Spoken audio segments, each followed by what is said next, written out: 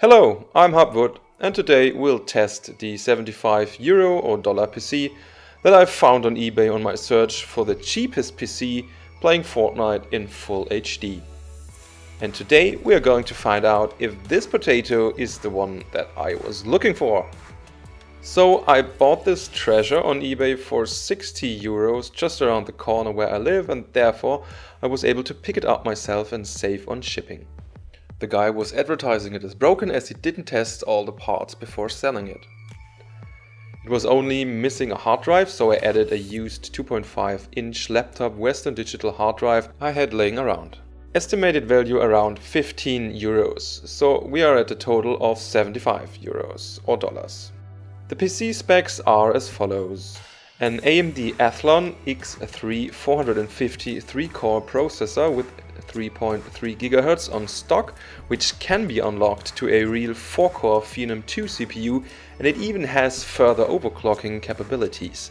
So that was kinda exciting to figure out. The CPU is cooled by a Arctic Cooling Freezer Extreme, an AMD Radeon HD 7770 GHz Edition with 1 GB of RAM, 8 GB of DDR3 RAM with 1333 MHz, an ASRock N68-GE3 UCC mainboard, where the UCC stands for Unlock CPU Core, a Corsair CX 430W PSU, a DVD drive, as well as a multi-card reader. All of this packed into a mini ATX case by Sharkoon, which even has two blue case fans at the front. So I have to admit it took a while to get this power potato to turn on, but in the end it worked after I reattached all the cables. Before unlocking the 4th core on the Athlon CPU, I only got around 185 points in Cinebench R15, which really isn't a lot.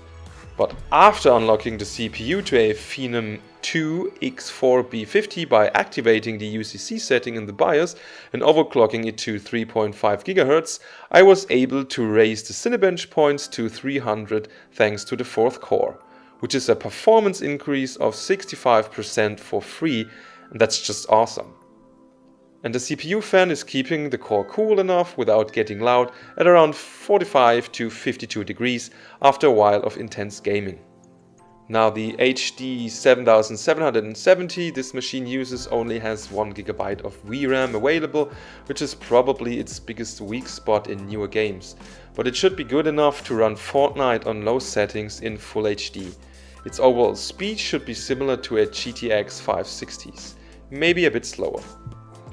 Before I tested Fortnite, I ran the 3D Mark Firestrike benchmark test and achieved around 3000 points after overclocking the GPU's core by 90 MHz to a total of 1019 MHz. By the way, anything above that made the system highly unstable. I wasn't even able to raise the RAM speed by a tiny bit. Raising the power limit didn't do anything to stabilize higher overclocking either. Despite the 10% overclock, the card stayed cool with about 53 degrees Celsius after 15 minutes of intense gaming. So I finally fired up Fortnite and set everything to low except the view distance, of course, which I set to epic. I tested full HD aka 1080p as well as 900p and even 720p at the end. VSync and motion blur were turned off.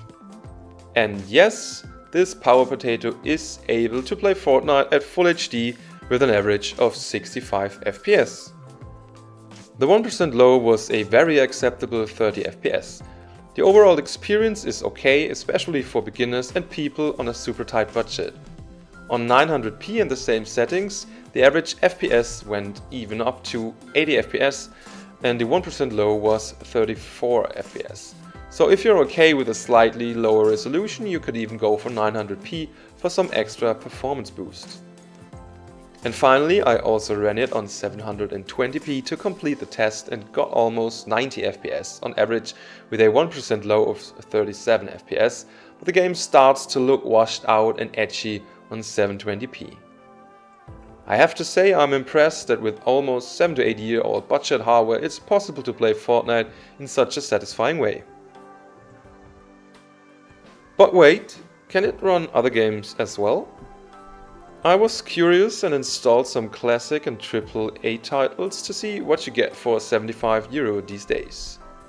GTA achieved around 52 FPS on low settings and 1080p with a perfectly fine 1% low of 35 FPS, very playable. Again, choose 900p for even more FPS or to further boost the graphic options. The HD 7770's biggest weakness of only 1GB of RAM can turn out to become a problem in GTA 5 when pushing the graphic details, as it's just simply fully used very quickly. Far Cry 4 was playable as well on 1080p with low settings and an average frame rate of 44 FPS. Again, you might want to choose 900p for a smoother gameplay, especially in a first-person shooter like Far Cry 4, or to further push the level of detail. Bioshock Infinite ran with an awesome 63 FPS on average at 1080p with high settings. Looks great, runs great, great game by the way, if you haven't played it yet. Assassin's Creed 3 and 4 both ran with around 42 FPS on low settings and Full HD with a 1% low of around 25 FPS.